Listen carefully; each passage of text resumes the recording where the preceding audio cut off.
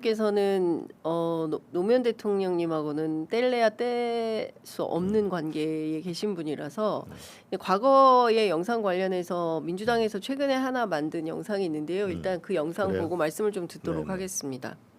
당정 분리 저도 받아들였고 또 그 약속을 지키기 위해서 노력했습니다만 앞으로는 당정 분리도 재검토해봐야 됩니다. 책임 안 지는 거 아니면 보셨죠? 대통령 따로 당 따로. 대통령이 책임집니까? 당이 책임집니까? 당이 대통령 흔들어 놓고 대통령 박살내 놓고 당이 심판받으러 가는데 국민 이게 같은 겁니까? 다른 겁니까? 어떻게 심판해야 되죠? 책임 없는 정치가 되어버리는 것이죠. 정치의 중심은 정당입니다. 자연인 개인이 아니고 대통령 개인이 아니고 대통령의 정권은 당으로부터 탄생한 것입니다. 당정 분리라는 것도 재검토해 볼 필요가 있다. 이제는 지난번까지는 부득이했지만 이제는 넘어설 때가 된 거 아닙니까? 그 당시에 이제 노무현 대통령은 왜 저렇게까지 화가 나서서 그 당은 당대로 정부는 정부대로 따로 떨어져서는 안 된다라고 말씀하신 겁니까? 기본적으로 대통령은 현재의 권력이지만 당은 현재의 권력이면서도 미래의 권력이잖아요. 그런데 대통령은 일을 하고 싶잖아요. 네. 근데 그 일을 하는 데는 결국은 법률과 예산이 국회가 통과되지 않으면 될 수가 없잖아요. 그렇죠. 예. 그러니까 대통령이 일하고 싶은데 그것을 국회가 법률과 예산으로 확실하게 도와주지 않으면 안 되는 거죠. 맞습니다. 그래야 이제 그래야 한 팀이 되는 거라고 볼 수 원팀이 되는 있죠. 거죠. 예. 그리고 노무현 대통령께서 왜 미국의 경우에는 그 장관들의 평가 점수 중에 뭐가 있냐면은 그 해당 정당의 지지도에 높은 기여를 한 것도 평가 항목에 들어간다. 그 처음에 인수위 때. 네. 아니 그리고 대통령이 막 그 현직 대통령이 지지 연설도 하고 다니잖아요. 우리는 공무원의 중립 의무 때문에 그렇게는 못하지만 네. 당과 정부가 원활하게 한 팀이 돼서 가야 되는 건 틀림없는 것이다. 다만 당에 대해서 막 인사에 대해서 이렇게 하다 저렇게 하라 하는 것은 불합리한 것이지만은 네. 긴밀한 협조가 되는 것은 반드시 필요한 거죠. 왜냐하면 대통령의 지지도에 당의 영향을 받고 당의 지지도에 대통령의 영향을 받을 수밖에 없거든요. 왜냐하면 여당은 일하는 결과를 내야 되는 거고 야당은 비판만 하면 돼요, 사실은. 그런 면에서 유능한 정당이 되고 유능한 정부가 되려면 한 팀이 될 수밖에 없는 거죠. 네. 그 지난 금요일 대통령 브리핑 혹시 보셨습니까? 못 봤어요. 아, 못 보셨어요? 대통령 브리핑을 통해서 이제 앞서 말씀하신 대로 뭐 그 이론가 사상가 뭐 실천가 이런 분들과 정치인은 좀 다르다. 즉 그분들은 그냥 주장만 할 수 있지만 현실의 책임을 맡고 있는 것은 정치이기 때문에 그렇죠. 예, 훨씬 더 막중한 책임감을 가지고 일을 해야 되고 현실에 기반한 역할을 해줘야 된다. 그래서 이런 얘기가 최근에 대통령의 그 워딩 가운데 특히 이제 해외 순방 중에도 지금 민주당과 여당에 대한 메시지가 계속 나오고 있는 거예요.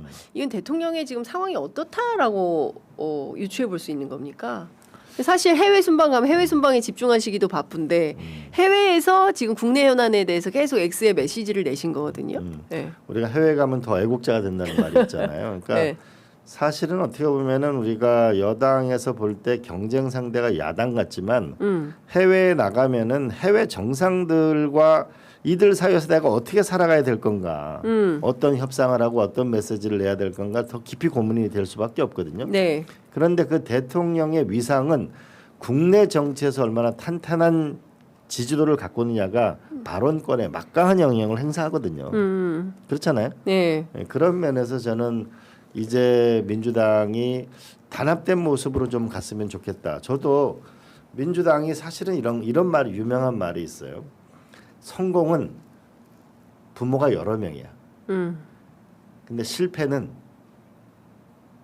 부모가 없단 말이 있죠. 아무도 책임지지 않는다는. 근데 잘된 일이 있으면 다 자기 때문에 잘된 거고 안 된 일이 있으면은 다 너 때문에 안 된 거야라고 하는 그 내 탓을 하는 순간 여당은 붕괴되게 돼 있어요. 남 탓하는 순간 여당은 붕괴된다. 그렇죠. 예. 그래서 우리가 김수환 추경이 내 탓이요라고 하는 부분은 예. 그것은 삶의 지혜이자 특히 정당 같은 경우에는 예. 가장 중요한 태도라고 봅니다. 왜냐하면 인간은 불합리하고 부조리한 면을 가지고 있거든요. 지금 부족한 면을 가지고 있거든요. 그 의원님 보시기에는 지금 남 탓하면서 여당이 지금 붕괴 직전에 와 있다 이렇게 보십니까? 지금 남 탓을 해서는 안 된다는 거죠. 예. 그러니까 아까 말씀드렸듯이만 그 우리가 서울시장의 정원 후보가 졌지만 네. 또 냉정히 보게 되면 서울시내 전체 구청장은 52%로 크게 이겼어요. 예. 근데 또 한편으로 보게 되면 우리가 진 것 같지만 김부겸 선배가 저는 패배했다고 생각하지 않아요. 한국의 민주당의 가장 중요한 정책 자산이 저는 전면으로 올라왔다고 저는 정말 가슴 속으로 벅차게 생각해요. 네.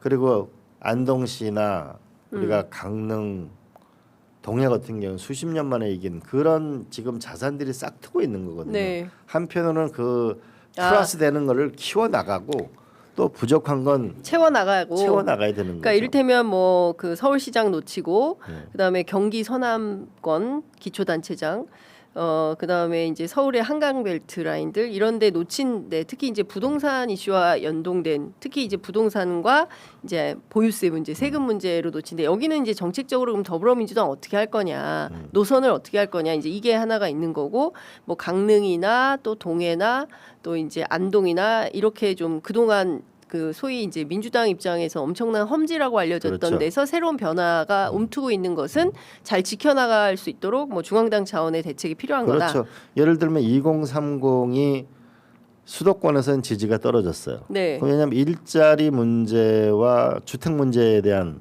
예. 불만이 컸던 거죠. 그렇죠. 그런데 또 한편으로는 대구하고 부산에서는 2030 지지도가 김부겸 전재수 후보가 높았어요. 그러니까요. 왜냐하면 2030의 특성상 기득권 세력을 싫어하는 것이 있거든요. 예. 그런 면에서는 2030이 김부겸 전재수는 지지한 거란 말이에요. 그러면 2030도 냉정하게 봐야 되는 것이죠. 수도권의 2030과 지역의 2030을 구분해서 그렇죠. 정책 전략을 세워야 근데 된다. 똑같은 거는 일자리와 주택은 같은 요구지만 음. 민주당이 꼰대 정당의 모습은 확실히 벗어나야 되는 거예요. 기득권 세력이 아니고 예. 새로운 혁신 세력이라는 이미지가 그런 내용이 있어야 되는 거고 예. 또 하나는 65세 이상 70세 이상에서는 민주당은 항상 지는 건가? 아니다. 우리가 유럽에서 보면은 진보적인 정당이 오히려 복지나 이런 연금 혜택 때문에 지도가 높잖아요. 그건 어떻게 할 건가? 네네. 또 하나는 한강 벨트는 정말 항상 지는 건가? 그렇지 않거든요. 그렇게 되면 나라가 분열되는 것밖에 더 되겠어요. 그런 면에서 우리가 정책 정당으로 확실히 나가야 된다. 그리고 예. 또 하나는 남 탓이 아니고 내 탓이고 통합 전당대회로 나가야 된다.